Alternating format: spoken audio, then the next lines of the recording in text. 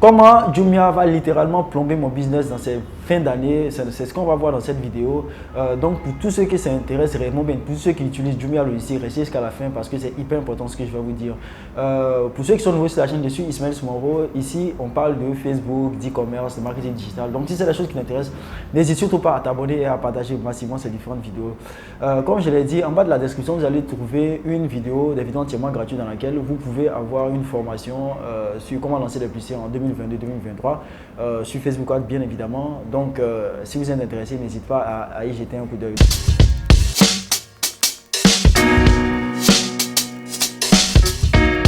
Si vous vous souvenez, je vous avais parlé d'un service logistique de Jumia qui permettait de faire des envois, c'est-à-dire à part Abidjan, généralement on fait des envois et qui récupérait directement l'argent et vous transférait chaque semaine par rapport à ce que vous avez vendu. C'était un service que je vous avais personnellement indiqué, recommandé parce que je trouvais que c'était une très très bonne idée parce que ça avait résolu un des très grands problèmes qu'on avait. Donc pour restituer un peu pour remettre un peu dans le contexte, il faut savoir que lorsque vous faites de l'e-commerce en Afrique, ce qui prime, c'est réellement du paiement à la livraison. Or, moi, je suis par exemple dans une grande ville. Dans les autres villes, généralement, les gens ne sont pas trop enclins à payer parce qu'ils n'ont pas encore, tant qu'ils n'ont pas reçu le produit. Donc, c'était quand même assez difficile. En Abidjan, c'est assez simple. En 24 heures, on peut aller vous livrer et les livreurs récupèrent l'argent.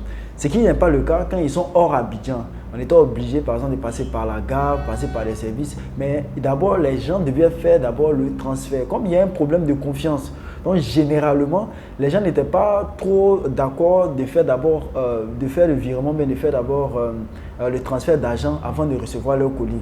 Donc ça faisait que généralement, on perdait beaucoup de ventes. Donc Jumia, avec son service logistique, avait résolu ce problème. Donc il nous permettait en tant qu'e-commerçants de déposer le colis chez eux. Donc eux, ils vont remettre le colis et récupérer l'argent. Et chaque semaine, ils étaient reversés sur une plateforme. Donc je vous avais dit ça auparavant. Récemment, je viens de lancer, parce que sur mon site généraliste, je vous avais dit que j'avais lancé une marque il y a maintenant, qu'on appelle ça 3 mois. Maintenant, ça fait 3 mois que j'utilisais le service en question. Ce qui a fait que j'ai quand même vendu quand même sur la plateforme. Même si la majeure partie de mes ventes se font littéralement à Abidjan.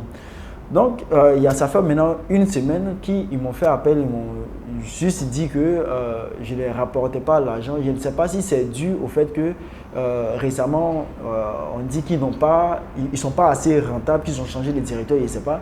Mais ils ont littéralement bloqué le compte qu'ils vont voir avant éventuellement de prendre des décisions. Parce qu'ils ont considéré que moi, je ne leur rapportais pas beaucoup d'argent. Conséquence, j'arrive pas à livrer des personnes qui sont en dehors et puis ça a été très mal venu parce que je n'arrivais plus maintenant à livrer les personnes qui sont en dehors d'Abidjan.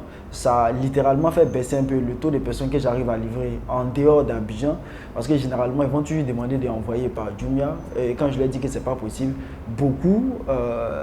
il y a beaucoup quand même de friction, donc les gens ne sont pas assez aptes à faire des envois avant de recevoir le colis. Et puis c'est arrivé aussi dans une période qui n'est pas très propice parce qu'on est arrivé dans les périodes de fin d'année où les gens sont quand même sont dans une optique plus d'achat. Donc pile poil en ce moment précis, Jumia arrête son service. Donc littéralement, ça plombe quand même mon business parce que je m'étais préparé avec la Black Friday, avec tout ça, de pouvoir faire plus de ventes. Et ce service-là me permettait littéralement de ne pas avoir de barrière à l'entrée. Ça me permettait vraiment de faire plus de livraisons en dehors d'Abidjan. Donc ici, après ça, j'ai commencé à chercher d'autres solutions par rapport aussi à Jumia. Mais les autres solutions, ils pouvaient faire des envois, c'est-à-dire en dehors d'Abidjan. Mais eux, ils s'assuraient d'abord que la personne paye d'abord avant de faire la livraison. Vous voyez ce que je veux dire? Donc, ça reste encore un peu plus compliqué parce qu'il y a un problème de confiance qui se pose toujours. Donc, j'espère réellement qu'ils vont remédier à cela parce que je trouvais que c'était quelque chose qui aidait réellement les petits e-commerçants comme les moyens, comme les gros e-commerçants. Pourquoi? Tout simplement parce que, à part, par exemple, c'est vrai, il y a beaucoup de personnes à Abidjan, mais à part Abidjan, il y a littéralement beaucoup plus de personnes aussi qui ont envie d'acheter quelque chose, mais le simple fait de savoir qu'ils ne peuvent pas l'avoir, ils peuvent l'avoir qu'en payant d'abord, ça freine beaucoup. Donc, ça faisait que le taux de conversion était beaucoup plus élevé quand on disait aux gens qu'ils reçoivent le produit d'abord avant de payer. Donc, c'est un peu ça. Donc, pour toutes les personnes qui utilisent, s'ils n'ont pas encore peut-être coupé ou bien ils collaborent toujours avec vous, essayez aussi de trouver d'autres alternatives parce qu'on ne sait jamais. S'il y a d'autres personnes aussi qui sont abonnées aussi à ma page et qui ont d'autres solutions qui peuvent aussi nous les partager, ça faisait réellement plaisir parce que moi-même actuellement, je cherche encore d'autres personnes pour pouvoir faire ce type, je dis bien, ce type de service. Pour le moment, il n'y a pas.